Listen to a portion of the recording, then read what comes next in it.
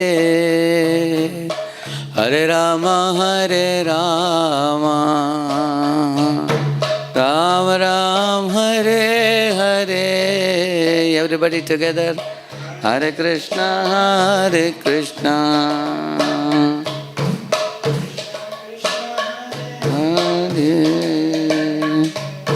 Hare Rama, Hare Rama.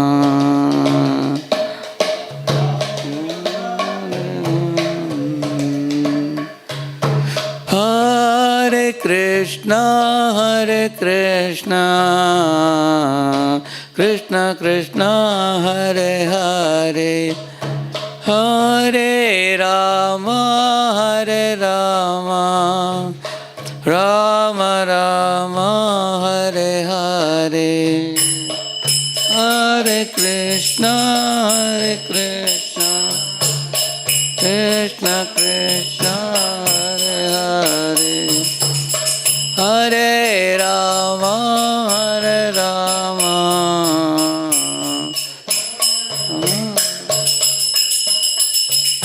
Hare Krishna, Hare Krishna, Krishna Krishna, Hare Hare, Hare Rama, Hare Rama, Rama Rama, Hare Hare, Hare Krishna, Hare Krishna, Krishna Krishna, Hare Hare, Rama Rama.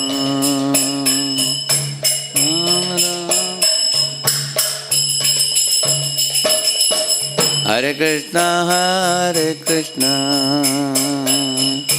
Krishna Krishna, Hare Hare, Hare Rama, Hare Rama, Rama Rama, Hare Hare. Hare Krishna, Hare Krishna, Krishna Krishna, Hare Hare, Hare Rama, Hare Rama, Rama Rama, Hare Hare, Hare Krishna, Hare Krishna, Krishna Krishna, Hare Hare, Hare Rama, Hare Rama, Rama Rama, Hare Hare, Hare Krishna, Hare Krishna, Krishna Krishna, Hare Hare, Hare Rama, Hare Rama, Rama Rama, Hare Hare, Hare Krishna, Hare Krishna, Krishna Krishna, Hare Hare, Hare Rama, Hare Rama, Rama Rama, Hare Hare. Hare Krishna, Hare Krishna, Hare Krishna, Krishna Krishna, Hare Hare, Hare Hare, Hare Rama, Hare Rama, Hare Rama, Rama Rama, Hare Hare, Hare Krishna, Hare Krishna, Krishna Krishna, Hare Hare, Hare Rama, Hare Rama, Rama Rama, Hare Hare, Hare Krishna, Hare Krishna, Krishna Krishna, Hare Hare, Hare Rama, Hare Rama, Rama Rama, Hare Hare, Hare Krishna, Hare Krishna, Krishna Krishna, Hare Hare.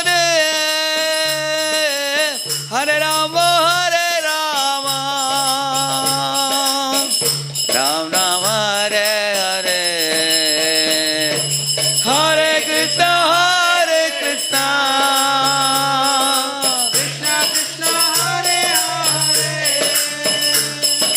Hare Rama, Hare Rama,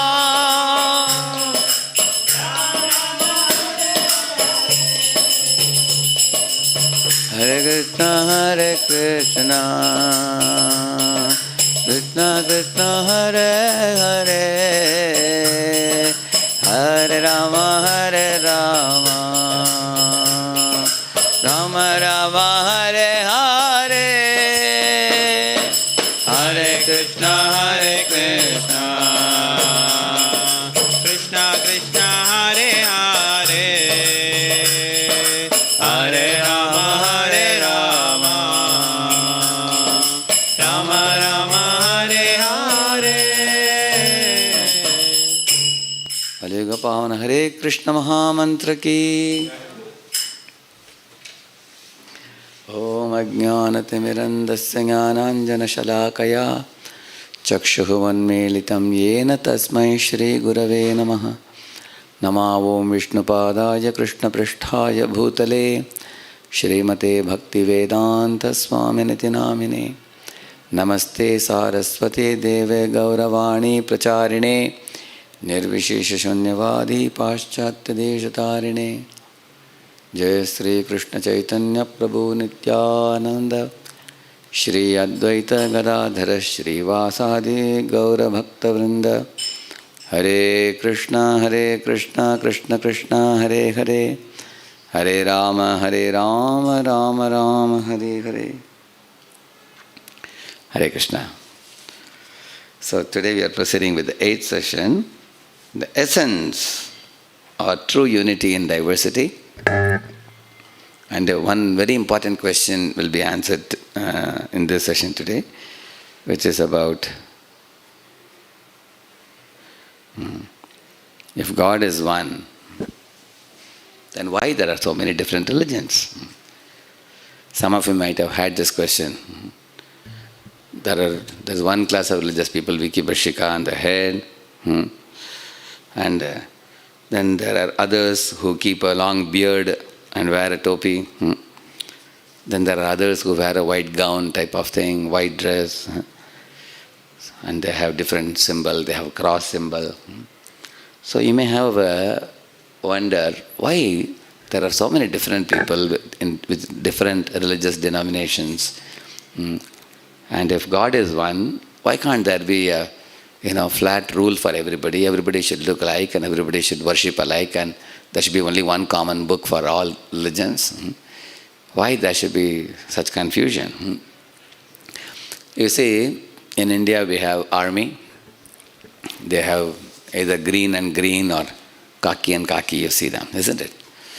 You also see Navy. They have, and you see Air Force. Air Force, they wear white and white. Navy, you see navy blue, you call it, isn't it? So the uniforms are different, and their march past style is also different. Their salutations to the Prime Minister of India, that style is also different. But all the three of them are actually defense forces working for the common nation, India. So they may externally appear to be differently dressed, different kind of customs they may have, salutations they may have. But they all are actually working for the protection of Indian nation, isn't it? Similarly, you will also see, although apparently different religious denominations and the attires externally vary, all religions are teaching only one thing, that there is one supreme, and we all are plural subordinates. Like I remember once I was in a airport. I went to the prayer room. There was one Muslim sitting and chanting namaz. There was a Christian chanting, in his beads, Hail Mary. Then I sat and chanted also in Mala. So don't you see similarity in us? The three of us, all three of us are chanting in our beads. They have either glass beads, or I have a tulasi beads. But all three had Mala with us. That's a similarity, isn't it? Then after completing our Mala, all three of us bowed down. While doing namaz, they also bowed down. After finishing my Mala, I also bowed down. The Christian also bowed down. So bowing shows our submission to God. Is that not similar? All of them accepting a supreme who is creating this world, destroying this world, maintaining all living beings like a father. Is that not the same? So in today's session you will see, although people have questions about why there are so many different religions, we will get the answer to this question today.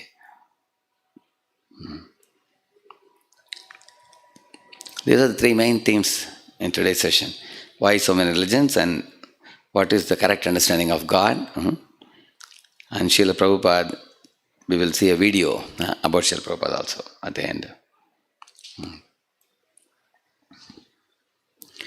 Although there are different religions, they all talk about certain principles which are all similar in all religions. For example, every religion will tell you that you need a guru.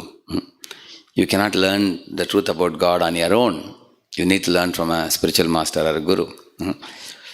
Like for example, if you go to church, they have rabbi, abbot, bishop and all that. If you go to Sanatana Dharma temples, you have Guruji in the Gurukula, isn't it? If you go to mosques, you have Maulana or Mullah, as we say, isn't it? So there are teachers to teach.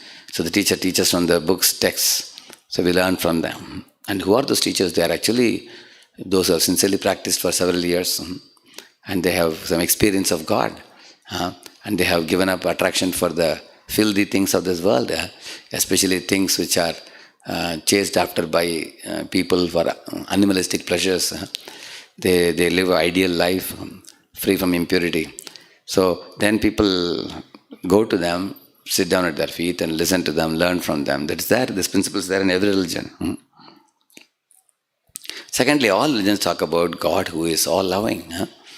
Like in the Srimad Bhagavatam, it is said, God is a person whose love is like a love of a million mothers. You all have experienced the love of one mother, multiplied by a million. That's the kind of love God has. He is very forgiving. He is very generous. He is selfless. He actually takes, even if you do little service to him, he magnifies it. And even if you, while worshipping God, serving God, if you commit a mistake, he is ready to overlook it. So they all talk of a all-forgiving God with oceanic good qualities. And all of them talk about obeying God's laws. And if we don't obey, then we invite suffering ourselves. Just like right now in Corona time, there is a repeated warning given in aeroplanes. Like I was coming in a plane, probably, in that plane you can have 200 people. There were only 30 people, 30 or 40. Very few were traveling. And they were repeatedly warning, you should sanitize your hands and you should keep social distancing, you should wear the mask, you should wear the face shield. Not following this is a punishable offense and things like that. Why? They are actually making these policies, repeatedly announcing for our safety and security. Similarly, God's laws are there so that we don't hurt ourselves. By following these laws, we can lead a happy life. So therefore, one has to obey God's laws for our own good. And all religions talk about returning to God. For example, in Bible it is said, for God so loved the world that he gave his begotten Son, that whomsoever may loveth him shouldn't perish but should have eternal life. That is John 3:16. So that talks about returning to God. In Quran also there is a talk about spiritual world. I will show you some quotes where there is nectar, water is like nectar, life is joyful, there is no old age, there is no death. There is a talk even in Quran also. Similarly, our Bhagavad Gita also talks in 15.6. You can see the 15th chapter, 6th verse, Bhagavad Gita. Many verses in Bhagavad Gita talk about that. If you read the 15th chapter, first verse, Urdhamulam adaha shakham ashwattam prahuravyayam chandamsi yasya parnani yastam veda saveda ved. So it talks about spiritual world, 15th chapter, Purushottam Yoga. All of them tell us, avoid sin. Sin no more. Sin means disobedience to God. Don't disobey God. Don't invite the wrath of God. Don't trouble yourself. That means breaking the laws of God. Like for example, in examination you copy, then it's a punishable offense, isn't it? Or somebody is becoming a robber of a bank, or somebody is a murderer. So all these people are punishable, isn't it? Even in this world, there is police to punish those who are not following the state laws. Similarly, those who don't follow God's laws, they also invite punishment. Therefore, we are taught, give up the sinful activities that are prohibited. God is very kind. He actually gives us allowance in this world. For example, a man is allowed to marry a woman and live as a family man, grihastha. But he cannot catch another man's wife. That's not allowed. Similarly, a man is allowed to have a land, cultivate the land and develop it. That's perfect. But one should not try to usurp another person's land like what Duryodhana did. So therefore, there is a virtue and there is sin. Difference is very clearly outlined in every religion.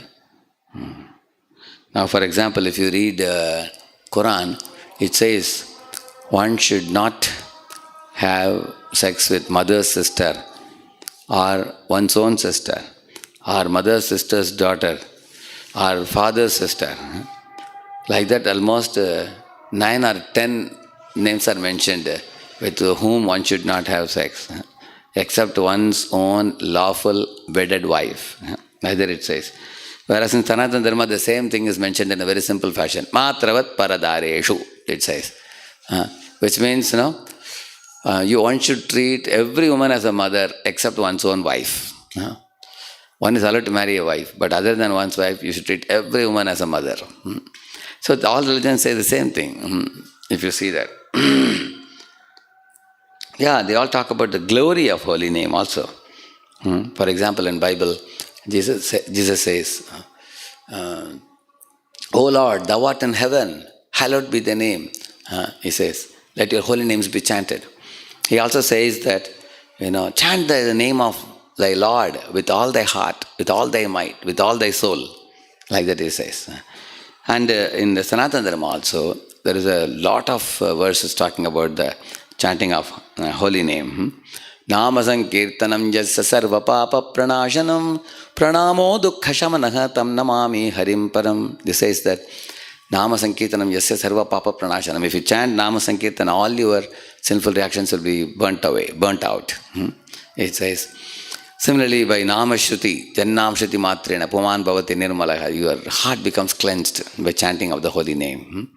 And one should chant Lord's names daily. Hare Nama, Hare Nama, Hare Nama Iva Kevalam, Kalo Nastyaiva Nastyaiva Nastyaiva Gatiranyatha. Chanting of the holy name is the only way. 3 times it is mentioned in our scriptures. So, every religion talks about chanting of the holy name. Like one verse comes to my mind from our Guru Granth Sahib. Guru Granth Sahib is Sikhism, Sikh people. So they have, in that Guru Granth Sahib I found one beautiful verse. Khojat khojat vicharyo das govind parayan avinashi kham chaho jinanak Sada Sumiran Narayana. You know what he's saying?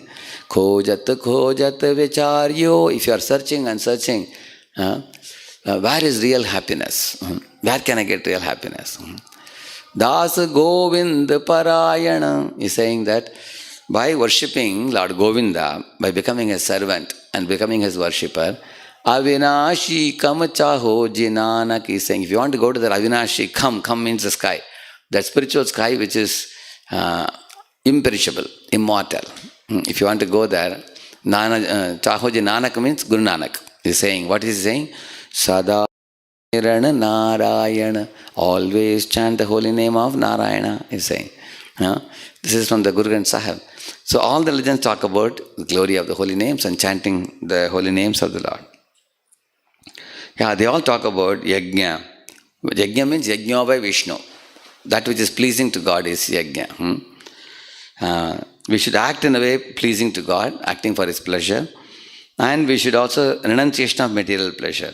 Actually, we should give up those things in this world which may apparently give you some titillation. For example, people think meat eating is titillating to the tongue, but it is very sinful because we are killing our own younger brothers like goat and chicken and everything. So we give up the renunciation of material pleasures. Similarly, somebody may think drinking or smoking is very enjoyable momentarily, but one should throw away those things. No meat eating, no gambling, no intoxication, no illicit sex. One gives up all that. Renunciation of material pleasure. And acting for the pleasure of God means what? Rising early in the morning, chanting Hare Krishna on beats, reading Bhagavad Gita, going to the temple, bowing down to God, treating every woman like a mother except one's wife, like I told you, respecting all God's creatures, treating that in every living body, a similar type of soul is residing. So whether it is a tree or a cow or a chicken or a fish, in each body there is a Atma present.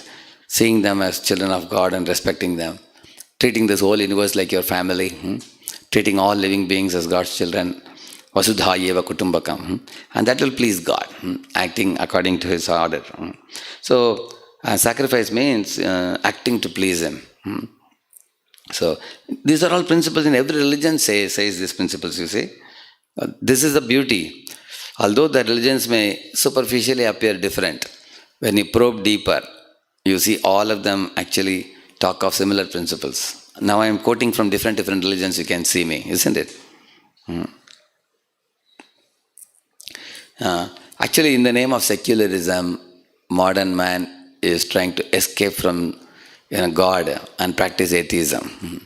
This is totally unacceptable. You see, secularism is not atheism. Secularism means every religious person should get an opportunity to practice, his devotion to God. You should give them opportunity. That is actually called secularism. You go to the meaning of secularism in the dictionary, what it means. Secularism is not supposed to be atheism. Like there is one college in Pune called Army Institute of Technology. In their college they have a temple. It's a Sarva Dharma Sthal, they call it. So if you go there is one side the Christians can do their worship. Another side room, if you go, the Muslims can come and chant namaz there. And another place you go, those who are Sanatanists, Sanatana Dharma followers, they can worship, the Lord Krishna, Vishnu, they can worship there. So they have created a facility for the people. They have a books library. They can take the Bible, Quran, Bhagavad Gita and study. They can come and chant God's names. They can bow down to God. This is actually called secularism.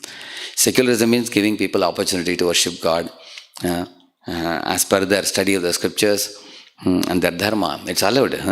Ultimately, every jiva has the right to connect with God, open his heart to Him, pray to Him, bow down to Him, and purify one's heart. That opportunity should be given, and that is true secularism.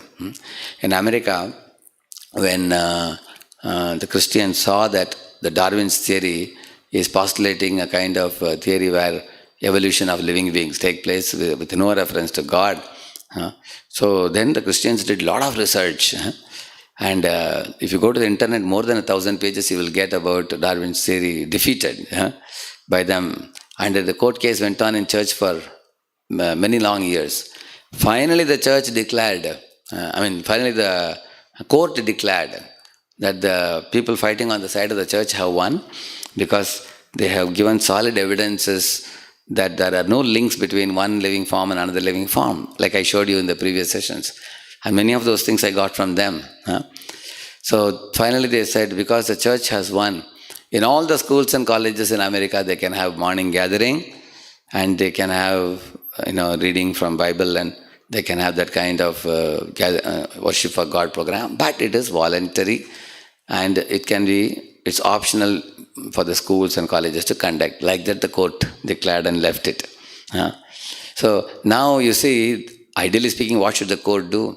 If Darwin's theory is disproved, that means we are not coming from the apes, we are coming from Brahma. We are all Rishiputras. We are not supposed to be, descendants of monkeys or anybody. If that is proven, then is it not the duty of the court to tell that all the children should be brought to gathering and they should salute God? They didn't make that. And that is atheism, you see.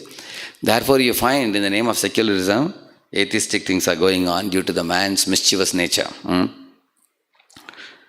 So here you see, for example, if you ask elementary school child, what is 2 minus 5? The child will say, oh, that is just not possible. How can you subtract a bigger number from a smaller number? He will ask you. On the other hand, if you go to high school, you ask a child, what is 2 minus 5? He will say minus 3. Similarly, when you go to college or intermediate school, intermediate college, then you know what is integral, integral, triple integral, all that you can do. Calculus, you can do that.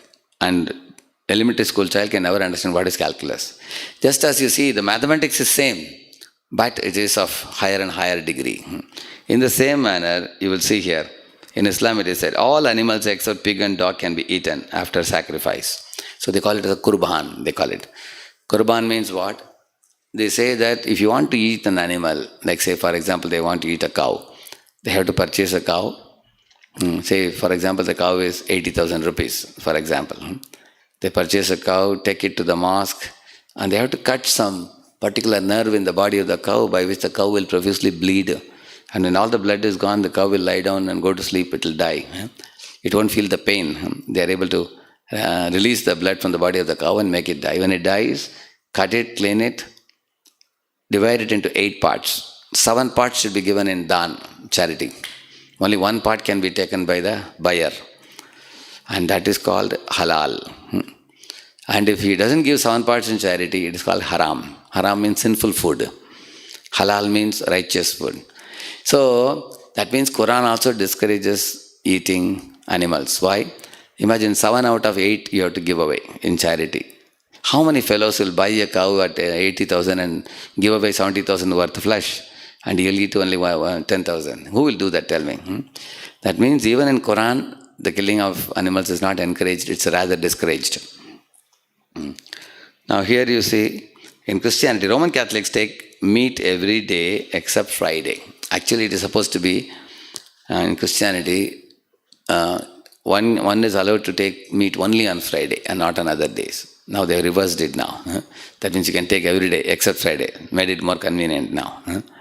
Yeah, that means they also have restriction for eating meat. Some kind of, holy period in which they should not take. They're restricting it. And if you take Sanatana Dharma, it calls meat eating is a pillar of sinful life. And true spiritual life cannot even begin if you don't show mercy towards all God's creatures. That means it's completely banning the eating of meat and killing of innocent creatures, like the chicken and the goat and the fish and the cow and all those things. So now, although 3 different religions are saying 3 different things, you can see some similarity, and that similarity is the principle of restriction of meat eating. That is the point. There is a restriction in eating meat.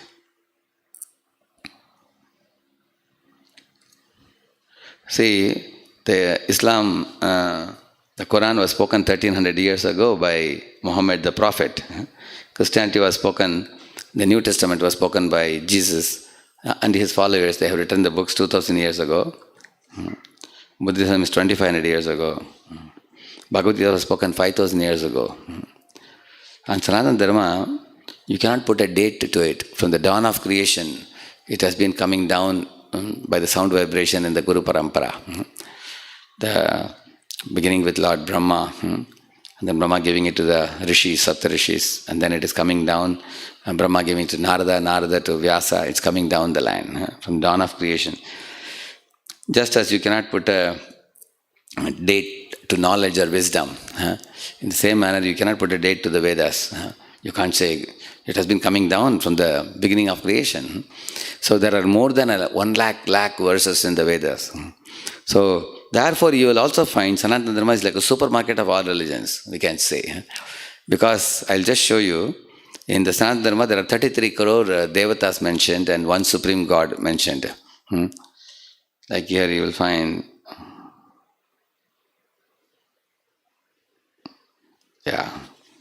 Now I am making a comparison between Sanatana Dharma and Islam.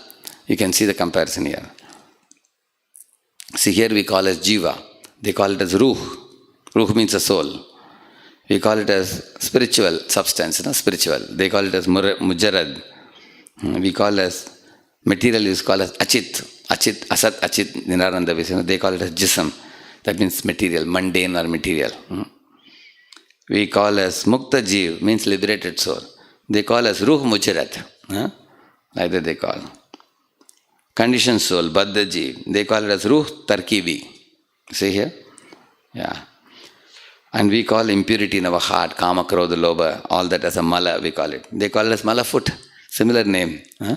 You can see. And the spiritual world, spiritual sky, we call it as Paravyoma. They call it as a Alam al-Mashal. That's the name. They also talk about the spiritual sky. We call love of God as Prema. They call it as a Ishq. We call our Lord as Ishwar. They call us Khuda. See, soul is an eternal servant of Krishna, God. Jiva Sarupa Krishna Nityadas. What they say? Ruh remains an eternal servitor, Bandha of God. Khuda. Yeah. That means always servant. So you can see the similarities. I have shown here between Sanatana Dharma and Islam. Similar words are there, only the Urdu words may be different. But the meaning is the same. There is God, there is Jivatma, there is surrender to God, going back to God, serving God eternally. Everything is similar.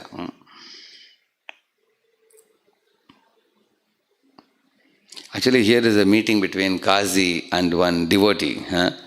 He's asking, what you refer as Jiva, we call as Ruh. So he is explaining the same thing.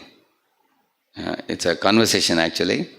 Srila Bhaktivinoda Thakur in our Sampradaya, he has presented the similarity between Islam and Sanatana Dharma. This is from Quran. Every soul will have the taste of death. The life of this world is but a comfort of illusion, it says. But then those who keep their duty to their Lord, for them are gardens underneath which rivers flow, wherein they will be safe forever. That means it's talking about the spiritual world. Happy spiritual world where there are beautiful rivers flowing, very beautiful gardens. Like that, this is by Quran, it's from Quran. Similarly, we have made a comparison of Sanatana Dharma and Christianity comparison now. Actually, there are many pastimes, leelas, similar. For example, you may be aware of Adam and Eve in Christianity. Adam is a man, Eve is the lady. God tells them that you should not go to that Garden of Eden and do not especially go near the tree of knowledge. And never touch the fruit in the tree of knowledge, which is called forbidden fruit. So they both say, okay. But then Eve, the lady, in the absence of her husband, one day is tempted by Satan. The Satan is a snake. The snake comes and says, Eve, why didn't you go to that garden? Why didn't you pluck that fruit, forbidden fruit, and eat it? She says, but God told us not to do. The Satan says, God is telling you, you know why? If you eat that fruit, you'll become very knowledgeable and you will become better than God. Therefore, God is afraid that you will become better than Him. Therefore, He's telling you not to eat. I am telling you, you go and eat it. So the Satan tempted her. So she went to the garden, she plucked the fruit and ate half of it. And then Adam came, he saw her, what she did, and he said, my Lord, we have broken God's law. Then he also ate it. Then God appeared. When God appeared, they both were actually practically nude at that time. They didn't wear any dress. But the moment God came, immediately they started feeling shy after eating the fruit. They started covering their body with, leaves and grasses and everything. Because they became bodily conscious. Earlier they were only like pure spirit soul. Now they became bodily conscious. So God told them that you have sinned, you committed sin. So this story which comes, and then He gives a punishment. All the women will have to do pregnancy. They will suffer the 9 months pain in their womb. And all the men will have to work very hard to earn their livelihood. So those 2 punishments were given. So now this story comes in Bible. In the same manner, you see in our Puranas also there is a story of Manu and Shraddha. And Shraddha's another name is Havyavati. The Havyavati is same as Eve. And that pastime comes when, after one Pralaya Kal gets over, next Satya Yuga comes. At that time the story comes there in Puranas also. It's a very similar story. So similarly you will find Noah and the ark in Christianity. Same story you will find in Srimad Bhagavatam, you will find Matsya Avatar and the Satyavrat Muni. It's very similar. Noah and the ark actually is a big ship in which the Lord is saving all the good souls. Same pastime in Matsya Avatar also. So you can see similarities between Sanatana Dharma and Christianity. See here from Bhagavad Gita, Lord Krishna says, न तद्भासयते सूर्यो न शशाङ्को न पावकः यद्गत्वा न निवर्तन्ते तद्धाम परमं मम. My dear Arjun, that abode of mine is not illumined by sun or moon or electricity. He says, if you go there, you will never come back to this material world. And also he says that there everybody's body is self-effulgent, he says. So this is told by Krishna to Arjuna. Let us see what Jesus says here in Bible. Of course, this is another Shveta Upanishad also. Same thing it says. Jesus says here, and there shall be no night there, and they need no candle, neither light of the sun, for the Lord God giveth them light, and they shall reign forever and ever. That is from Bible. We can see the quote. Similar thing. Similarly, in Brahma Samhita, Brahma says, Chantamani pragara satma sukalpa vriksha lakshavriteshu surabhir abhipalayantam Lakshmi sahasra shata sambrama sevyamanam govindamadi purusham tamaham bhajami. The spiritual world has a ground which has sand like a soft golden powder. And the spiritual world has many mansions. Mansions means big palaces made of solid gold practically. Chintamani prakara sadma sukalpa vriksha. And there are desire trees which can give you any fruit of your choice. You go to the tree and say apple, it will give you apple. You go and ask for mango, it will give you mango. In this world, trees can give you only one particular fruit. That one tree can give you multiple fruits and multiple flowers also. And the cows can give you unlimited supply of milk. And any time of the day, all day, any quantity also. And then there are thousands of Lakshmis or Gopis who are eternally serving the Lord. They are pure devotees. So now, there I was thinking that Brahma Samhita, Brahma talks about this Chintamani Pakara Sadmasu means the buildings, mansions. In Bible also, Jesus says, my father's abode has many mansions. He says in Bible. Brahma says, Lord Krishna's abode has many mansions. And in Bible, Jesus says, my father's abode has many mansions. Same thing is said. You can see the match like that. And Krishna says here in Bhagavad Gita, now I shall declare unto you this knowledge in full, material and spiritual, he says. Whereas when Jesus said, he said, there is much more that I have to tell you, but you cannot bear it now, he says to his followers, because he felt that they were not yet qualified to receive the complete knowledge. So he gives partial knowledge. Otherwise, if he gives complete knowledge, they will run away. So he gives what they can take, that much he gives. So therefore, different religions, they give the same message. You can see that. But what is one thing that is different is, the depth of the verifiable and inconceivable information in the Vedas is far greater. I will show you how.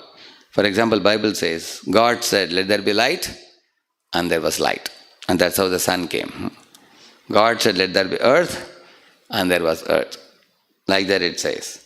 Whereas in Sanatana Dharma, it doesn't say it so simply. If you read the Sankhya, it says, first there was sound, Om, sound in the ether. So from that sound in the ether came air. For example, if you make you clap the hands, they produce a sound, but air is released from the clapping of the hands by this, isn't it? Similarly, from the sound came the air, from the air came the fire, from the fire came the water, from water came the earth. In this way, from the subtlest element is sound or ether. From that, all the other elements have come. And then, how the Shabda, Sparsha, Rasa, Rupa, Gandha. All these things are in earth. But if you go to one subtler level, it will have one item reduced. And higher level, one item, you will find like this. So, therefore, the explanation in Sankhya is very thoroughly done. If you want to study more, if you are interested in this third canto of Srimad Bhagavatam, gives it very elaborately. In the beginning, there is Pradhan. From that Mahatattva comes. From the Mahatattva, the Prakriti comes. If you see in the Prakriti, how the 5 Jnanendriyas, 5 Karmendriyas are created, how the Buddhi, the Man, they are created, how the sense objects are created, how the interactions all of these 24 elements happen very vividly. The arrival of the sun and the earth and all are very deeply explained in the Srimad Bhagavatam. It doesn't just say, let there be light and there was sun. It's not like that. How they were derived gradually, how the elements came, how the original elements came. That is explained actually in the Srimad Bhagavatam. It explains the creation in very greatest detail. Yeah.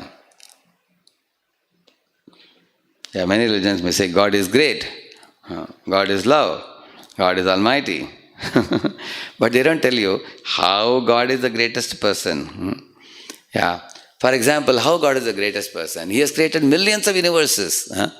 He is called as Andantarasta Paramanu Chayantarastam. He creates million universes from his own bodily pores as Mahavishnu, and then he enters into each of those universes. And within one universe, he creates millions of atoms, and he enters into each and every one of the atoms. And he creates 8.4 million species like all of our bodies, 8.4 million type of species. And he enters into the heart of every living being and standing by the side of the soul. In this way, he is omnipotent, omnipresent, omniscient. This detailed knowledge is given how God is great. You just don't say God is just great. He is the creator, he is the maintainer, he is the destroyer. He is the supreme, from whom everything emanates. Such a definition of God. And when we talk about how God is love, Bible certainly says God is love. He has great love for his creatures. But how? That is not explained in detail. But in our scriptures is explained. For example, Lord Krishna is God when he is Dwarakadish, king of Dwaraka. Sudama, his dear friend, Gurukul Day's friend, he goes there to meet Krishna. How Krishna came running to the entrance of the palace and embraced his friend, cried tears of affection for his friend, took him inside the palace, made him sit, washed his feet, fed him a big plate of prasad, and talked about the Gurukul days. How God is very loving to his devotees. How God protects his devotees in the pastime of Draupadi. How when she was about to be disrobed in the public, Krishna gave her unlimited sari. How God is the protector. How God is all loving. How God is powerful, mighty. If he wants, he can even change our destiny. How Arjuna was supposed to be entering fire one evening because he couldn't kill Jayadratha. But Krishna blocked the sun. And it became dark and Jayadratha came out and Krishna told Arjuna to hit him. Arjuna hit him and Jayadratha was finished. Everybody was shouting, what happened? Then Krishna removed the chakra from the sun and sun was again shining. So he changed the destiny of Arjuna. So if God wishes, he can even change your destiny. He can do miracles. So therefore, how God is great has to be explained. You will find in Mahabharata, Ramayana and Srimad Bhagavatam, there are innumerable leelas that Lord performs. That he shows, like he opens his mouth and shows the entire universe in his belly. Or to Arjuna in the 11th chapter of Bhagavad Gita, he shows the Vishwarupa Darshan, millions of heads and millions of hands and legs. So God's greatness is not theoretical, it is practical. Explained. Similarly, therefore, you have a pocket dictionary, but you also have a Chambers dictionary. Like you see? Yeah. So there are many religions which give you little information. In a pocket dictionary, there are small words you can find out. But the Chambers dictionary is like the Vedas, where it is exhaustive information. Your one life is not enough to read the Vedas. Vedas have so much vast information, as I told you. So therefore, the Sanatana Dharma is like a supermarket of all religions and everything is within it. For example, you have heard of Brahma, you have heard of Ganesh, you have heard of Saraswati Lakshmi, right? Now I will show you something interesting for you. You can see this one. See, Japanese names for some... Not coming? Screen mind? Okay, I will show you just a minute.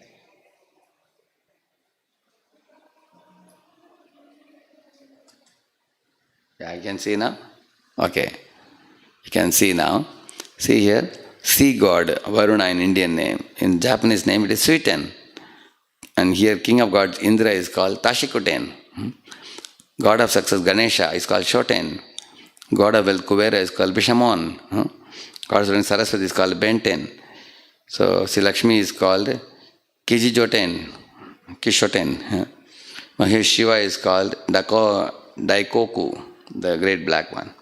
And Vishwakarma is called Vishukatsuma. See these names.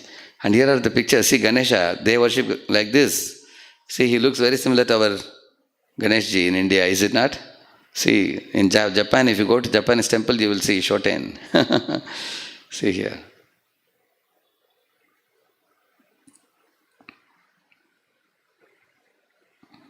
Yeah, they all have a seed mantra, that is the first letter of their original Sanskrit name, you see.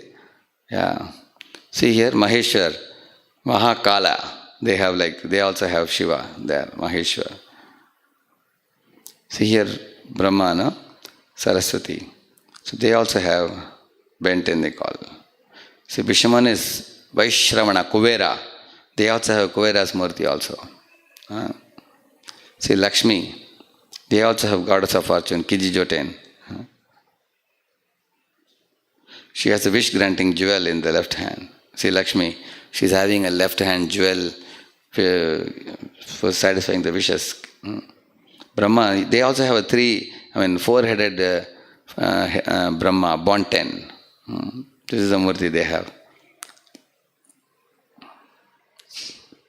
And four Lokapalas, see, Kubera, Yama, Indra, Varuna. All of them, they have same names. Bishamon, Zochoten,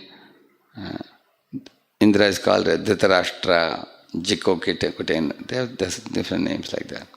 See, Indra, they also have Indra coming in an elephant. See here, Indra. They have this Murti in Japanese temple, you see. They have exactly Indra coming in the Airavat elephant. Yeah. Virudaka and all this. Yama also. They also have Yama also. Varuna. So same, the names are slightly different. See, Karura, they call Garuda as Karura. See here. Actually, there is a Garuda Airlines in Indonesia also. But this is Japanese one.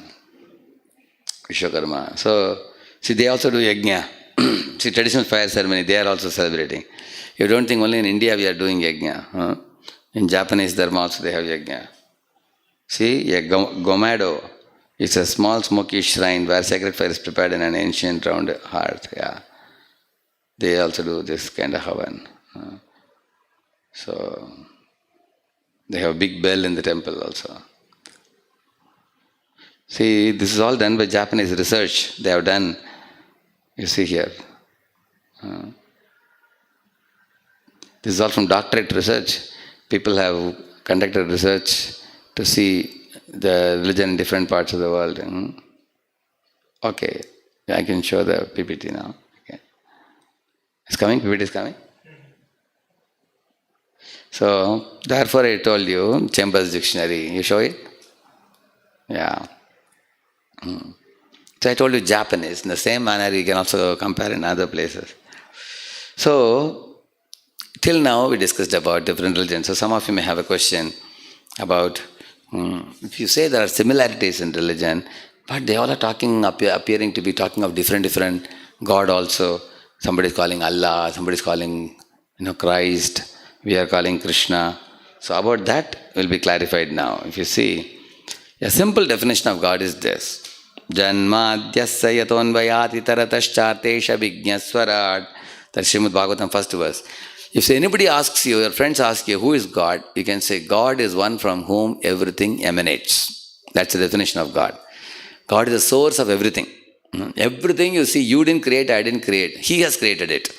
And He is God. That's the first definition. In the Bible, Jesus, what He says about Himself?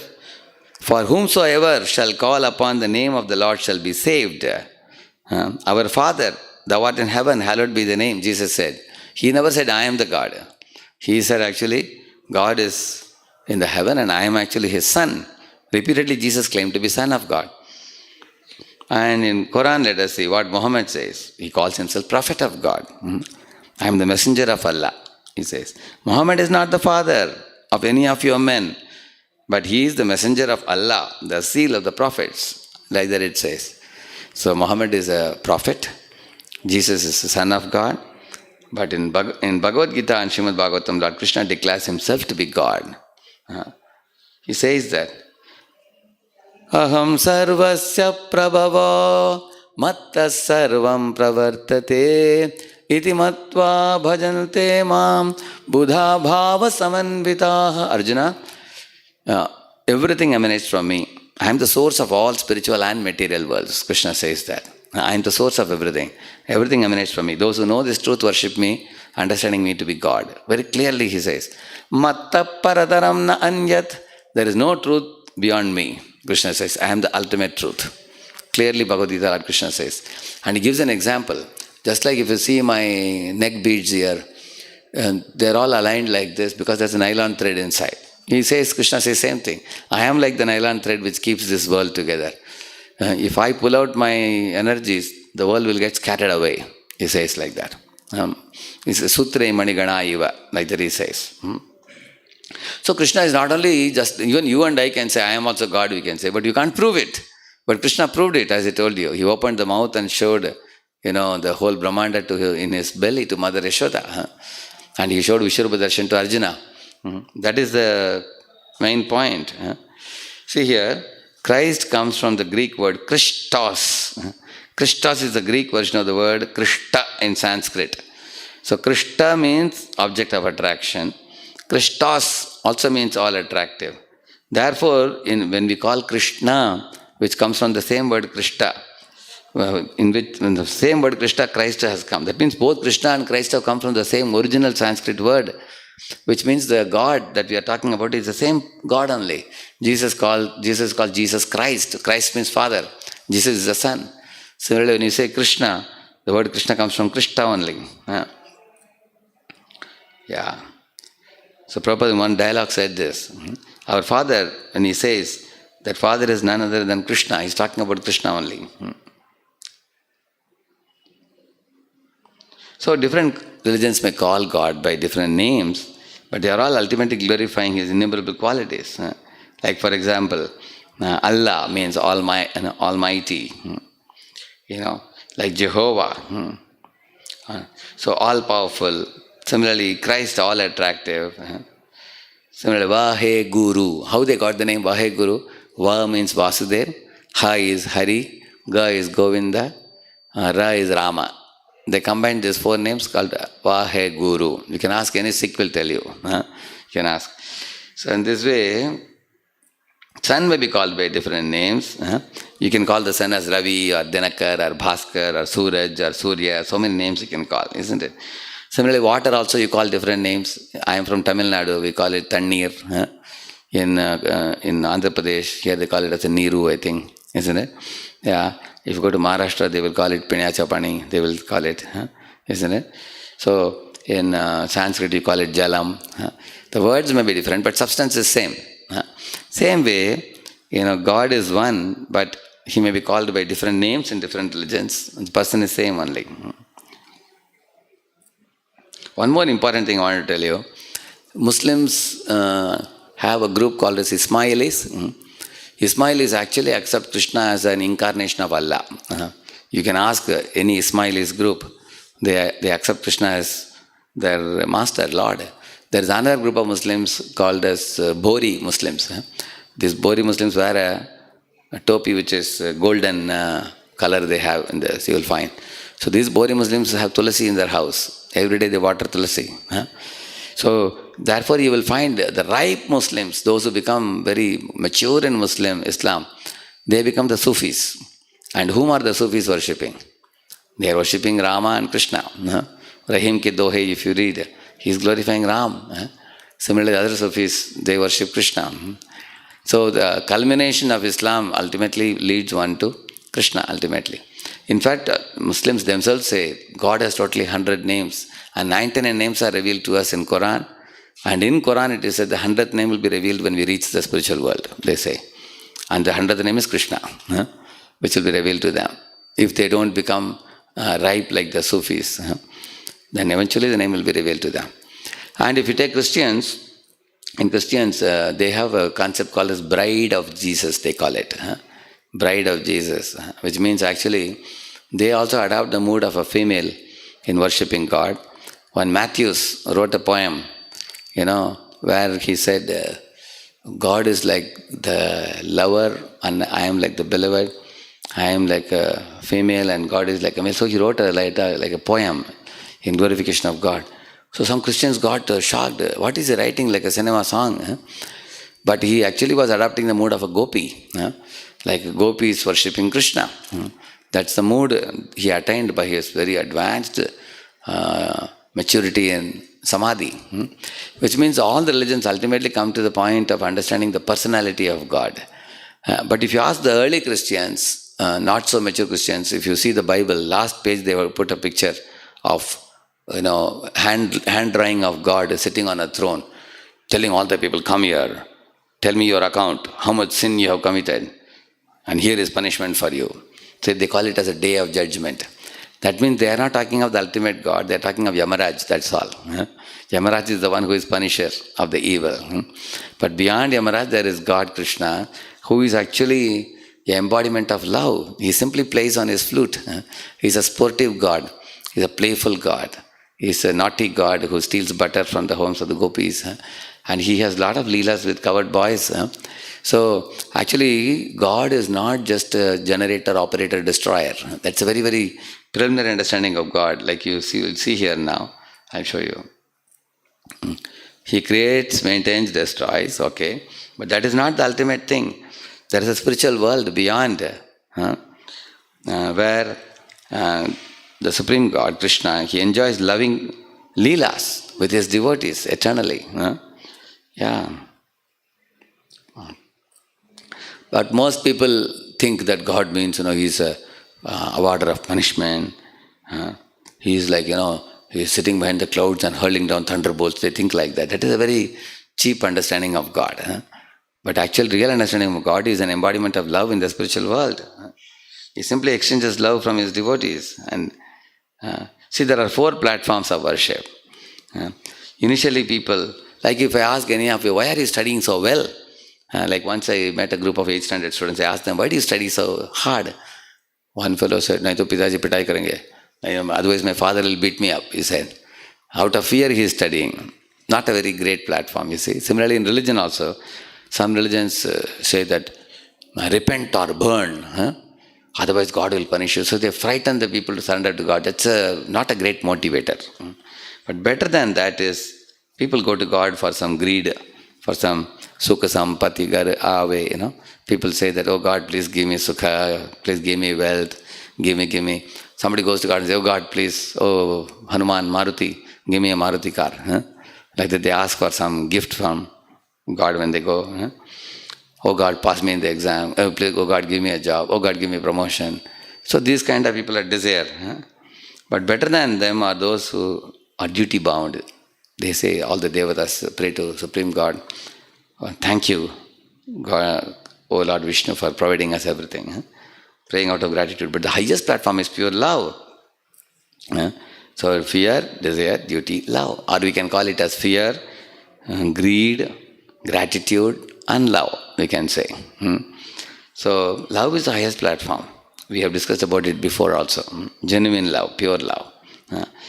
And therefore, our training programs actually are oriented towards attaining that pure love.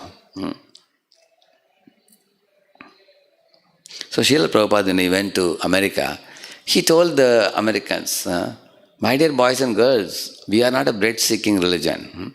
Like, when I was studying in my convent days, I was studying in a convent school, so we would sing a song in the morning. Oh Lord, hallowed be thy name, give us our daily bread. Like that we would pray. So Prabhupada said, we are not a bread-seeking religion, Prabhupada said. We are a bread-giving religion. Yashoda is calling Krishna, beta, come here. And she is giving him bread and butter. She is not asking, hey Kana, please give me my bread and butter. We don't ask anything from God. Rather, we wish to give God. He said, that is our religion, Prabhupada said. So, Srila Prabhupada really brought about a revolution in the lives of the Western people who were thrilled by this understanding of God in pure love. Actually, Lord Rama and his servant Hanuman had such a pure love. Hanuman was ready to lay down his life for the sake of finding Sita and giving information to Ram. Hanuman, after all the episode was over in Rama's Pattabhishekam, when Rama was sitting in the Prasad hall, he wanted Hanuman to sit next to him. Hanuman refused. How can I sit next to you, my Lord? You are my master. Huh? So I will sit on the opposite side, bow down to you. I would like to see you eat. Huh? You will find the relationship of Rama and Lakshman, the relationship of Ram and Bharat. There is so much sweet relationship. Ram is telling Bharat, you become the king. Bharat is telling Ram, oh brother, you become the king. So there is a loving competition. So in the spiritual world, Prabhupada explained the jivas are all pure by nature. They are non-envious. They are always eager to serve the Lord with love. So here I am going to show you a small movie clip and conclude the talk, and then I will take questions. This is about the Srila Prabhupada. Sound is coming? Culture filled with penetrating answers to man's deepest questions has long guided thought in the Eastern and Western world. Ancient philosophers like Pythagoras, medieval thinkers like Voltaire, modern scientists like Schrödinger, Heisenberg, and messengers such as Swami Vivekananda accepted Indian philosophy for guidance and inspiration. Yet the purpose of this culture remained unknown, hidden in the hearts of India's greatest mystics. Thus, 50 years ago, in 1965, this rarefied essence was carried by a compassionate 70-year-old saint, Srila Prabhupada, to the shores of the Western world.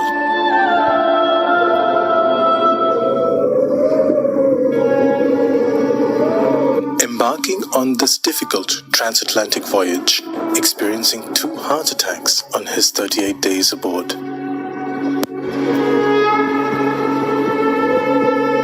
pain was so severe.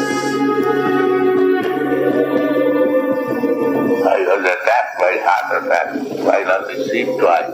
This embodiment of India's sacred teachings set out alone with an impossible wish to spark a revolution of the individual heart, to fill it with purpose in a world of uncertainty, with joy in times of difficulty on an international scale. This gift was the teachings of Bhagavad Gita as it has been practiced for millennia, as it is, along with its original Vedic Krishna conscious culture. By his character and his compassion, Srila Prabhupada's systematic and scientific presentation of Krishna consciousness penetrated the very hearts of all those who heard him. In America, in September 1965, my mission is to preach the philosophy of Lord Chaitanya, chanting Hare Krishna, Krishna Krishna, Hare Hare, Hare Rama, Rama Rama, Hare Hare.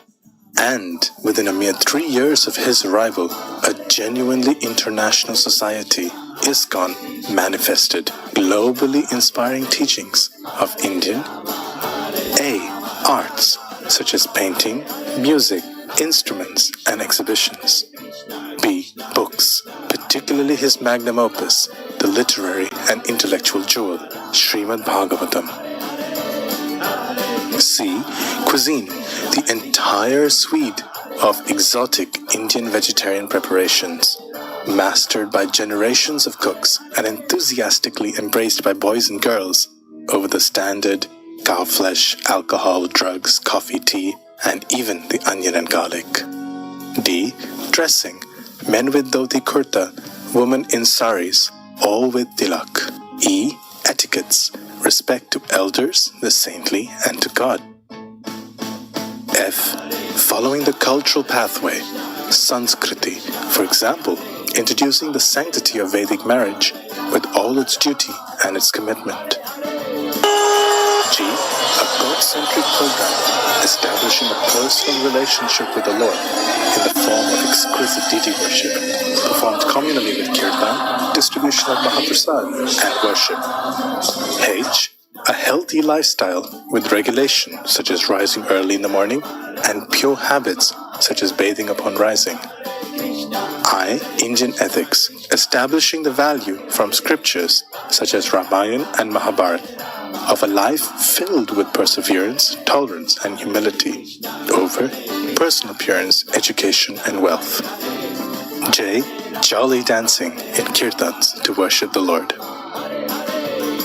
Srila Prabhupada's teachings were centered on the essence of India's wisdom, that the constant chanting of the Hare Krishna Mahamantra, or as he called it, the great chant for deliverance, was capable of revolutionizing the world. If you kindly become Krishna conscious and chant and dance in ecstasy, emotional love of God, the whole world will follow you and it will be Vaikuntha. There will be no more trouble. Thank you very much. His gifts to India included 3 major centers of culture and education in 1. Bombay, the economic capital of India. 2. Vrindavan, India's foremost place of worship. And 3. Sriram Mayapur, ISKCON's international headquarters. Srila Prabhupada's unprecedented achievements have created an imperishable legacy. Their magnitude is understood only in terms of how the world has changed since his arrival on Western shores. Indians are now valued not only for their technical competence, but also for their character, their holistic culture, and their loving devotion to the Lord. Today, his students form a body of world-class spiritual leaders to carry on Srila Prabhupada's mission of compassion. Truly, India has regained its position as a genuine beacon of light for the entire world for generations to come, especially with the construction of the Temple of Vedic Planetarium.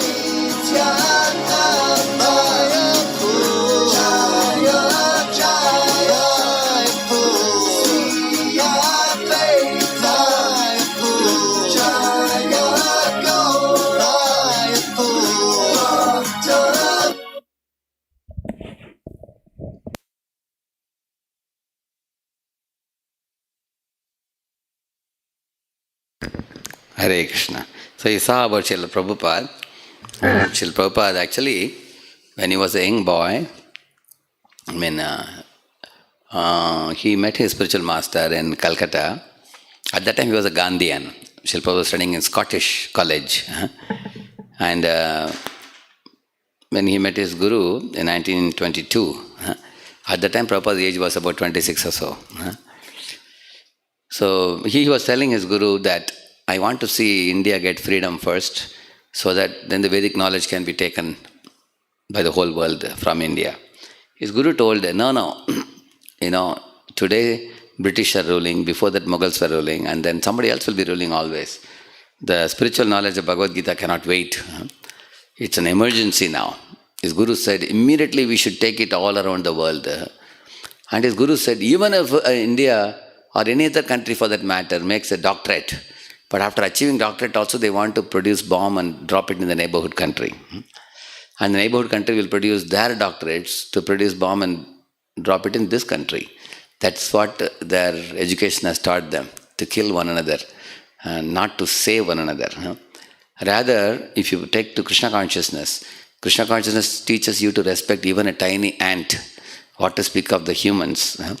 You don't want to kill even an ant also. That is a kind of respect, because every living being is a child of God. So his guru said, this knowledge is such a pure knowledge, sublime knowledge, and devotee of the Lord is the most harmless species in the world, because they know God is watching our activities. So they will not speak or do anything that will displease God. So he said, if you've spread this culture across the globe, that can bring about peace, health, happiness.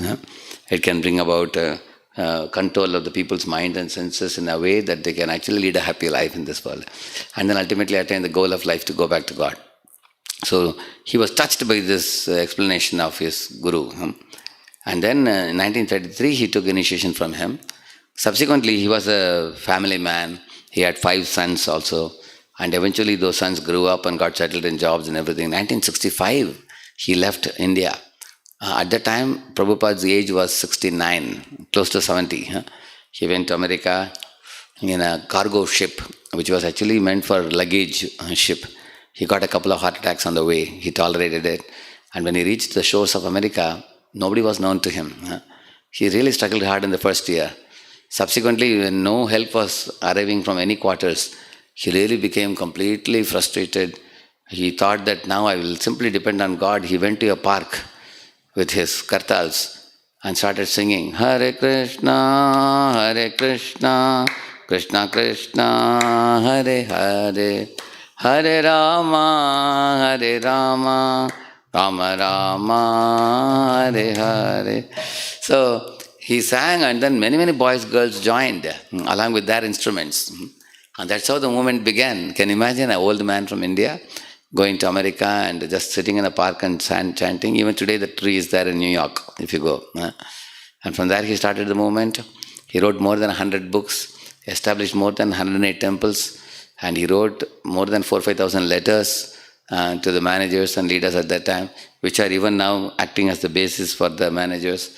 So he really not only created a facility, a movement, but he created a legacy that could be continued. Now, all over the world, there are more than 800 temples his followers have established, and now more than 60 crore spiritual literature have been distributed, Prabhupada's books.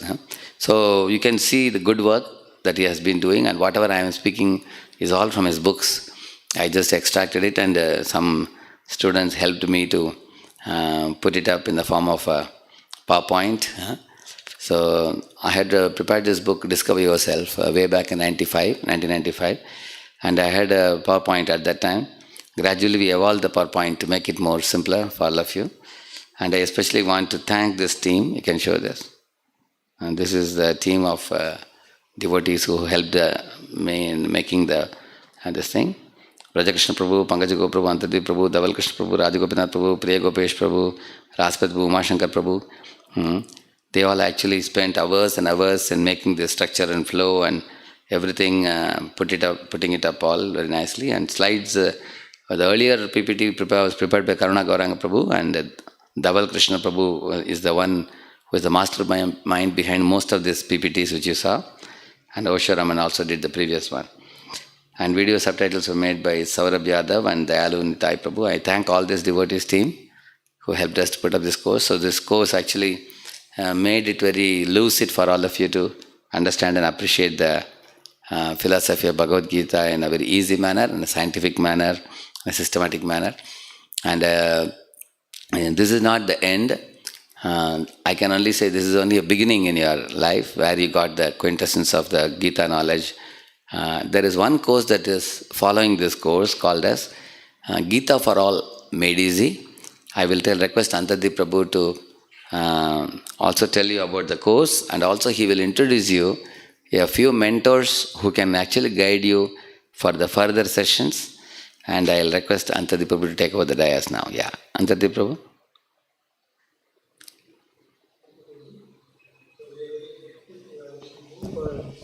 Giving all these 9 sessions and sharing the valuable wisdom of the Gita in such a succinct manner, very precise manner, so that we can understand and very scientifically, logically, as Srila Prabhupada presented. And Prabhu took out his time despite all busy engagements. We are very grateful to him. So further, we would like to also serve all the students who took part in it. And we are very grateful to all of you to enthusiastically take part. You have all taken part for all the sessions, and I could see many questions, very brilliant questions coming. So we can understand that all of you are very spiritually inquisitive students. So further going, we have actually a course based on the Gita designed by Radhesham Prabhu, the game course, Gita for All Made Easy. I've just shared the screen. So this is first course is called the Positive Thinker course. And this has several sessions, but we take it over a weekly module, and some modules we try to keep a camp also if possible of students. If not possible a camp, then we continue in a weekly module. So this course, I will just send you on the chat this document which you are seeing. And not only this weekly program will help you to further deepen your wisdom of the Gita, it will also help you to practically apply it. You will also, along with the lectures, you will get a mentor, a personal mentor. Wherever you are staying in the city, we have different places, different mentors, and we will be allotting you a mentor best suited to your local place, so that you can take personal guidance to apply the teachings of the Gita in your personal life. And that will make you a very substantial practitioner of the Gita. And you will see changes in your life to blossom, like we saw so many wonderful people with the benefit, many big people in this world, like we saw Alfred Ford and all, many others have taken benefit of the Gita because they practically applied it. They can see the difference in their lives. So you will also get to see that. So this mentor allotment we'll do. For that, we want you to fill one feedback form also. There is a feedback form. We're just sending it on the chat. So you can fill that, and then you can also take benefit of the further course. In the feedback form itself, we will ask you the suitable days for you so that we can best tune in our further programs for you. So please fill the feedback form before leaving. And I can take some questions under the program. Last quiz. I can take some questions after this. Just one. After the question answer, we request all the students to please fill the last quiz, the quiz session for this session. And after that, in next 2-3 days, we will be actually publishing the e-certificate for all of you and sending you on your email IDs, your device Discover Yourself session certificate. So with this, we like to now begin the questions. So first question, Hare Krishna Prabhuji. Hare Krishna. How is it decided in which religion we will be born? Oh, actually, different people are at different levels of evolution of understanding of God. Like I told you, elementary school maths or high school maths or college maths, depending on how evolved you are, accordingly in that religion you are born. For example, the Quran was spoken to tribals in the desert. So Muhammad says there that because in desert you don't get any vegetables, you can eat meat, he says. But wherever you get vegetables and fruits, you should not eat meat. If you read Quran, you will get it. There's a mention, there's one statement which talks about that. So similarly, when Jesus spoke knowledge to his people, many of them were fishermen, like Peter, for example. So according to the level of the people, whatever they could absorb, digest, that much he gave. Because if he gave something too high, it would have led to rejection. So depending on how evolved you, there are 5 stages: Annamaya, Pranamaya, Manomaya, Vijnanamaya, Anandamaya stage. These are all higher and higher levels of evolution of spiritual consciousness. Like I told you, fear, desire, duty, love. If somebody is on a fear platform, he may be born in certain religion. Somebody is on a desire or duty platform, then he's gradually evolved to higher and higher. So now you all have understood some of the finest principles of religion. If you apply it in your life, and then you will be born in a place where you will continue to practice love for Krishna, love for Sita Ram or Radha Krishna Lakshmi Narayan. Because if you understand this knowledge well and you apply it in your life, then you will continue what you have left. Wherever you have left, from there you will continue the next life. Yeah, thank you. Next one. Is Sanatan Dharma and Hindu Dharma the same? Sanatana Dharma and? Hindu Dharma. Yeah, actually why I didn't use the word Hindu, actually the Sanatana Dharma followers lived in the bank of a river called Sindhu. So the Afghanis people, the Muslims, they used to call them as Sindhu people. Sindhu people became Hindu gradually. The word Hindu is not found in Vedic literature. Nowhere you will find. Only the word Sanatanist or Sanatana Dharma is found. But these people named them as Hindu, like that. They are same only, yeah, correct. But actually, when people say Hindu, garv se kaho hum Hindu hain, people think Hindu means you have to be born in India and you belong to this tract of land, they think. But what we teach is actually universal. It's actually love of God. Anybody from any background can join our classes. There are Christians who come to our classes, Muslims come to our classes, Hindus come to our classes, Sikhs come to our classes, worldwide. Whoever can appreciate the philosophy of love of God. Even Srila Prabhupada said, if they want to learn from us and go back and practice Christianity well or Quran well, they can do that because we teach people the pure message of loving God and not going to God for material benefits. God, give me, give me, give me, give me. We don't go for that. We go for purely loving Him. Like I told you, mother's love for a child is pure love. So that type of love for God, that is our main teaching. So we have people from all over the world. We have people who follow this path. Next. Is egg non-veg or veg? Yeah, egg is naturally non-veg. Why? Because egg will hatch and chicken will come out. And that means there is living form inside, no? Therefore, it is non-veg actually. There is one egg called as ahimsak egg, they call it, which doesn't hatch at all. So some boys say, can't we eat that? But ahimsak egg also is actually made of the menstrual fluid of a hen. It's very impure, completely impure, menstrual fluid. Although it doesn't hatch, it's not pure. Yeah, next. Is milk veg or non-veg? Oh, actually, whenever we have to eat or drink anything, we refer to the scriptures. The scriptures say that the Brahmanas who perform the yajnas, the Vedas teach them that they should drink milk and they also should convert the milk into dahi or curd and then into butter and then into ghee, which they offer in the yajna sacrifices. So the cow was maintained by the Brahmanas and the milk is not supposed to be drunk fully by the calf. If calf drinks all the milk, it will get disease. The calf is supposed to drink only 1/4 of the portion. Balance portion should be taken away, and that is meant for the human beings. God has arranged like that. So cow's milk is actually pure.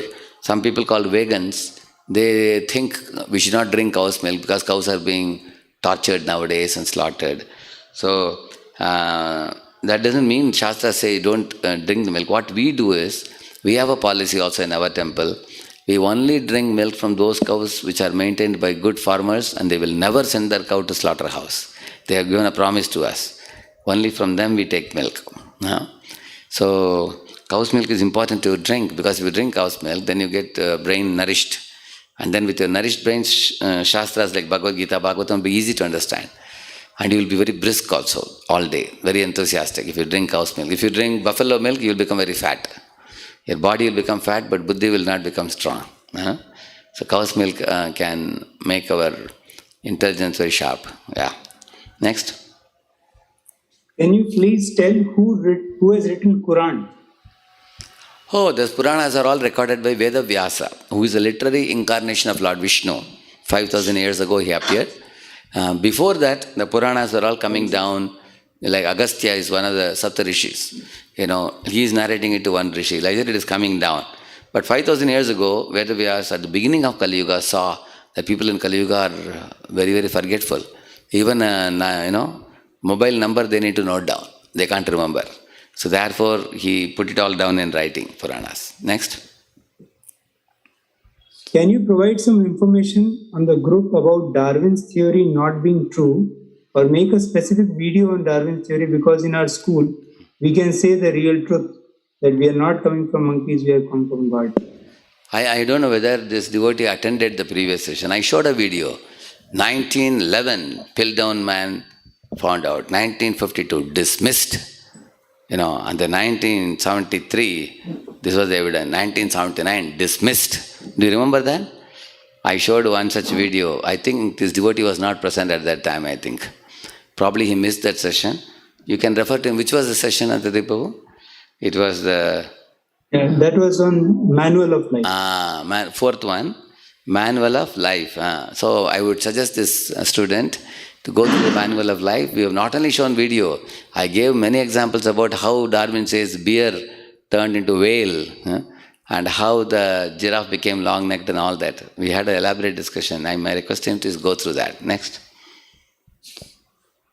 Rigveda is written by Vedvyas, but Samved, Yajurved, Atharved is not written by him. How come we accept others as Vedas? No, Vedavyas gave only one Veda only, but then he called his students and allotted 4 students to do the division of the Vedic literature. Why? Because it will be easy for the people to, for example, Samaveda contains all the poetry, and the Yajurveda contains all the recitation, like that. So he divided the Vedas into 4 and gave students to compile. But they were all done under the guidance of Vedavyas only. Yeah, next.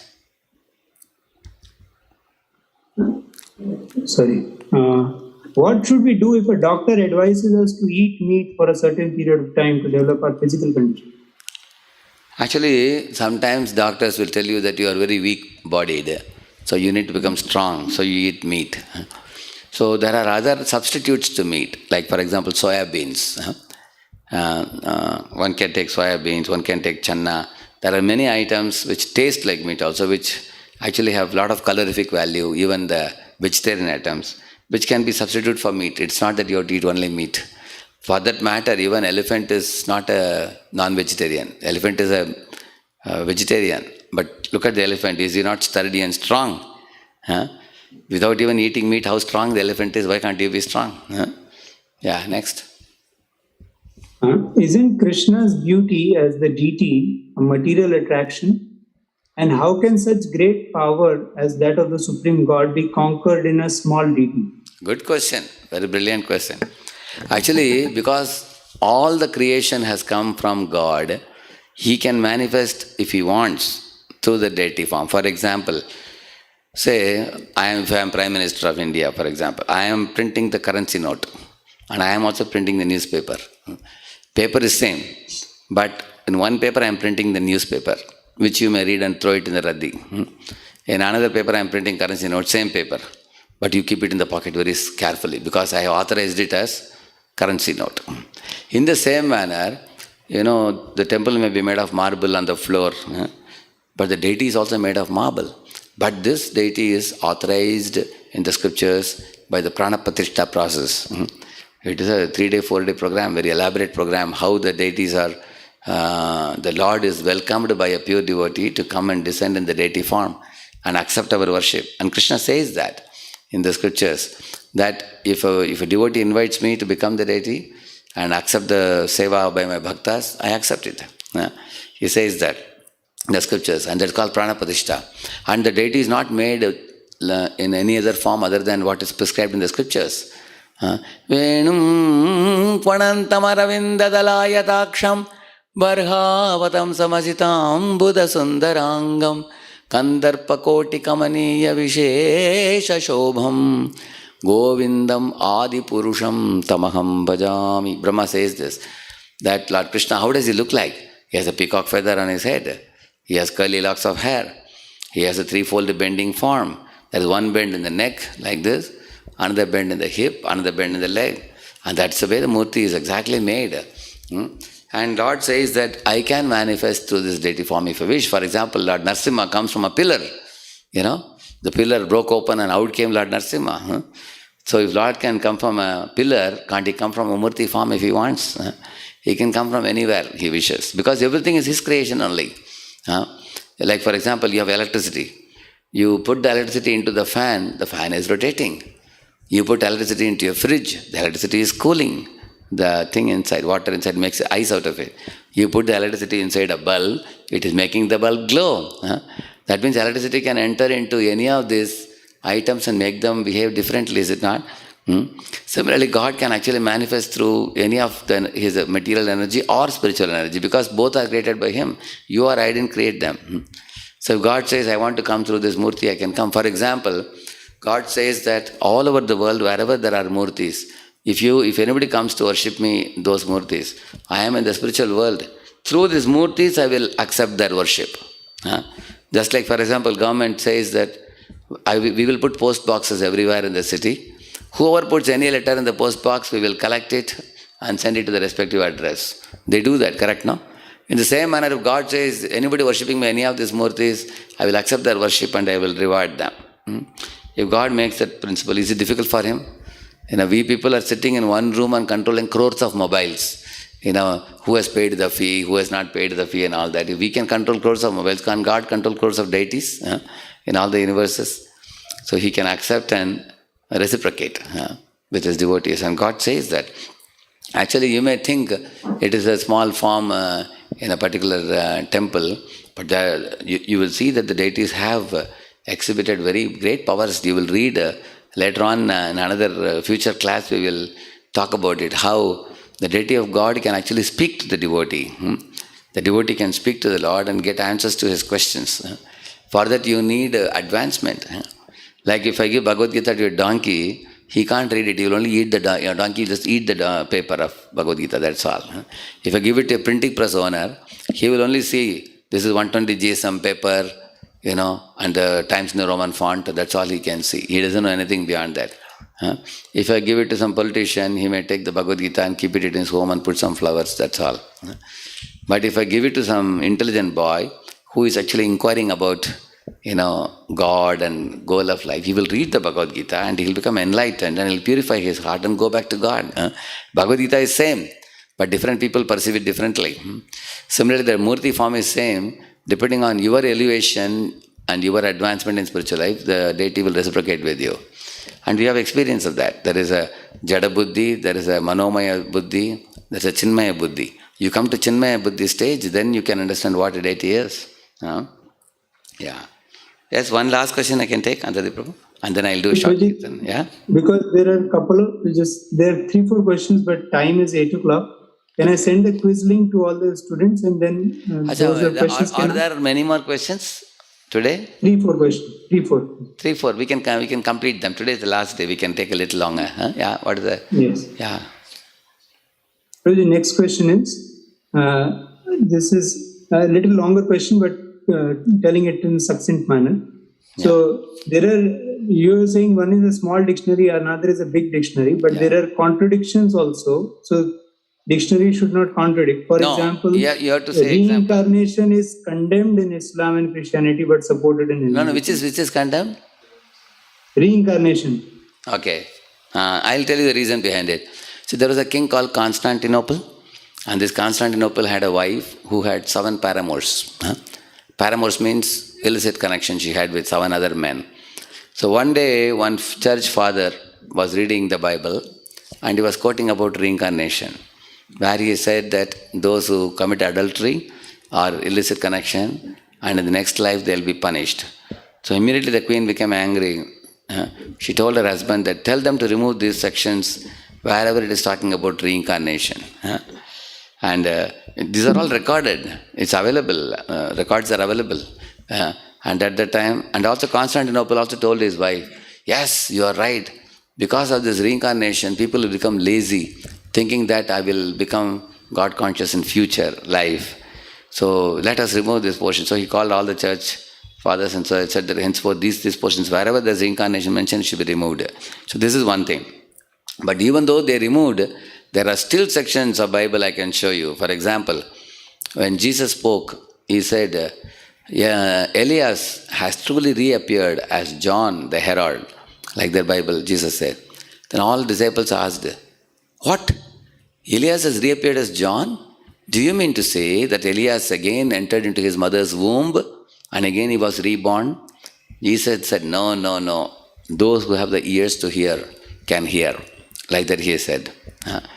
So what he exactly meant was Elias died and he reappeared as John in another body, and which is reincarnation.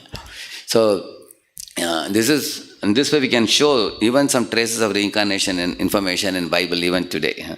My request to all of his students, whenever you have such questions and all, first of all, equip yourself with knowledge first. Before you can pose any challenging question. There are so many books on reincarnation, you should study them first. Chaitanya Charanpur has written one book. What's the name of the book? Demystifying Reincarnation. Demystifying Reincarnation by Chaitanya Charanpur. Read that book. Similarly, Stephen Rosen has written another book on reincarnation. There is so much information about reincarnation in Quran, reincarnation in Bible. You should read with quotes and evidences. You will see that. If somebody tells you there is no reincarnation in Bible, that means he is ignorant, he is not aware. So you can read such books and challenge them. Yeah. Yes, next. The same sequence he has asked that Christians and Muslims, they have an impersonalistic understanding of God, but we don't. Correct. They have both.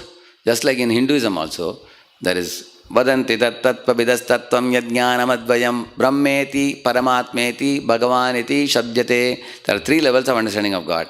One is Brahman means impersonal understanding. Paramatma means there is a form of God in our heart. And Bhagavan means Krishna. Similarly, in Islam also, there are impersonal worshippers who go to mosque, there is no murti, they just sit and do namaz. That is impersonal worshippers. But in Quran you will find, for Abraham, Lord Allah, he came and gave him darshan, it is mentioned. There is Vaj, means the face of Allah. Ainun means the eyes of Allah. And then there is also the lotus feet of Allah. mentioned. How can a person have eyes, face and lotus feet and he is not a person? It's all mentioned in Quran. I have quoted in our lessons. In one of our future lessons, is God is personal and impersonal. We have quoted those things from Quran. God actually appeared in a form to Abraham. So therefore God, for bhaktas, God shows his form. And for those who are impersonalists, he will appear like Moses saw the bright fire-like light. He will appear because they don't believe in his personal form, he appears like a light for them. So God is like, for example, sun. Sun has a form. Sun also has a bright light. So somebody may, like a train, if you see, in the night time, if you see only the bright light. But when the train comes closer, you see the train has an engine, train has many bogies, train has many people. Similarly, God appears like a bright light from a distance for jnanis. But when you become bhakta, you know, oh, God has a spiritual world. There are so many bhaktas and so many activities going on. You come closer, then you understand. Next. Sir, does Ayurveda knowledge come from God Dhanvantri? Yeah, correct. Ayurveda actually is from Atharva Veda. Yeah, the Dhanvantri actually is the Lord of medicine, and he brings that Amrita Kalash also he brings. Yeah, you're right. Yes, thank you. Sir, what is the difference between avatar and messenger? Avatar and?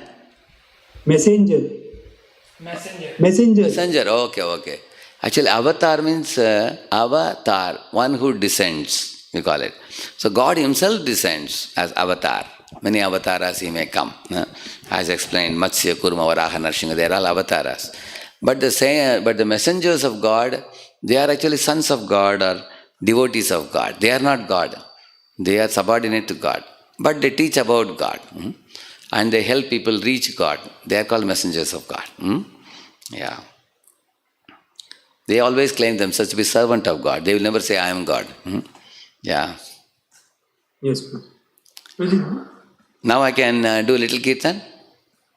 Yes, please. 5 minutes kirtan I will do, and then we will conclude the session. I am based in Pune. In Pune we have a big temple at Katraj Kondwa, New Vedic Cultural Center. ISKCON temple. It's in Katraj Kondwa, opposite to Shatranjay temple. In the outskirts of Pune. There is one more temple in Pune camp, at the end of MG Road. So I come to that temple also. In a month, 2 weeks I stay in Pune, first 2 weeks. Third week I go to Hyderabad. And the fourth week I travel to 14 different parts of India, like Bangalore and Kanpur and Calcutta and Dharwad and different places I travel like that. So any of you, now because of the COVID situation, everyone is in lockdown now. But once our temples are more open, I would welcome you all to come to Pune, take darshan of Shri Radha Vrindavan Chandra, very beautiful. You can show this Radha Vrindavan Chandra from my computer. You can show this. You can. This is Radha Vrindavan Chandra, residing at our temple in New Vedic Cultural Center, Pune. And first 2 weeks I'll be there. Sometime if any of you are coming, I'll get to meet you. And also I will request every one of you to take up a mentor who will guide you weekly. Weekly programs they do, and also on phone they'll be available for you like an elder brother. Any question you have, they'll be able to answer you and help you out. And you will get very nice guidance. You all are getting guidance for education, mundane material education, to earn a degree in this world. Of course, degree is essential for you to fetch a job and earn your livelihood. But you also need a spiritual mentor to guide you and escort you like a compass in an ocean. If you have a compass in a boat, you can easily reach the shores. So they will guide you well. And I had designed this first course, Discover Yourself, and subsequently GAME course, which is Gita for All Made Easy, Positive Thinker course, we call it. So you will actually become a positive thinker if you attend that course. It will last for a few months, 3-4 months. So you're welcome to join the course and by registering yourself. Now I'm going to do kirtan a few minutes, and we will conclude with this kirtan today. And I really thank you all from my heart for your enthusiastic participation. Many people across the globe are very much morose because of the COVID, because they can't come out of their houses, and there is always a threat of corona, fear that any time the virus will enter my system and it is knocking down youngsters and old people. All kinds of people are dying everywhere. So there is a kind of phobia everywhere. But all of you students, you are really intelligent.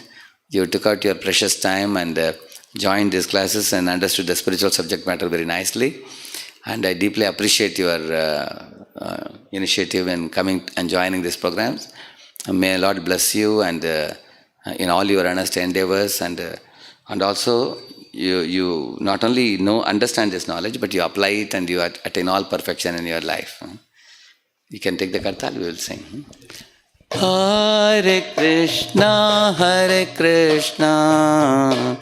Krishna Krishna, Hare Hare, Hare Rama, Rama Rama, Hare Hare. Everybody? Hare Krishna, Krishna Krishna, Hare Hare, Hare Rama,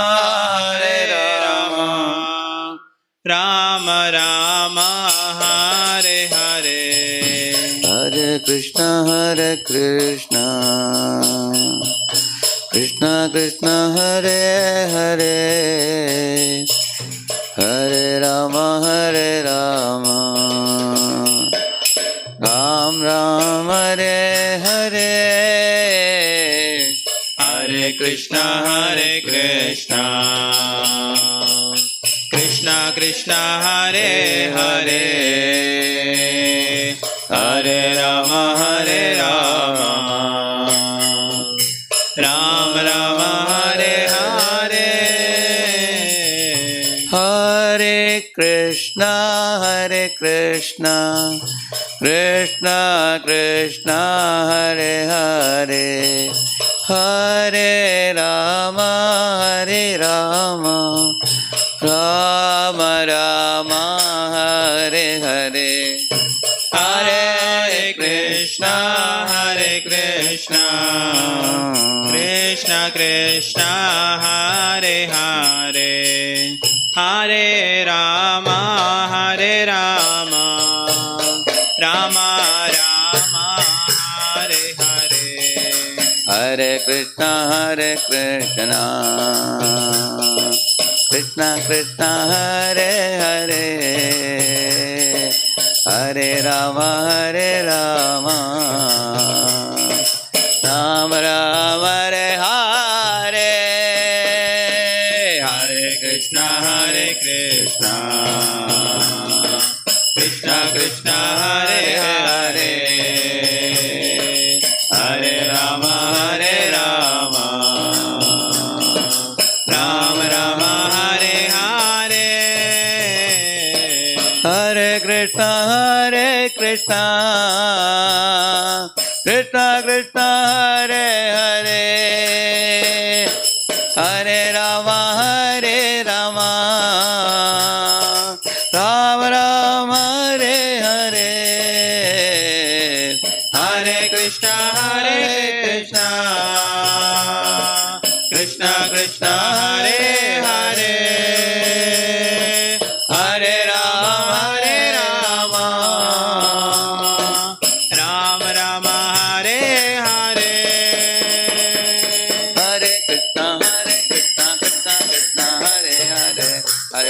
Hare Ram, Ram Ram, Hare Hare. Hare Krishna, Krishna Krishna, Hare Hare, Hare Ram, Ram Ram, Hare.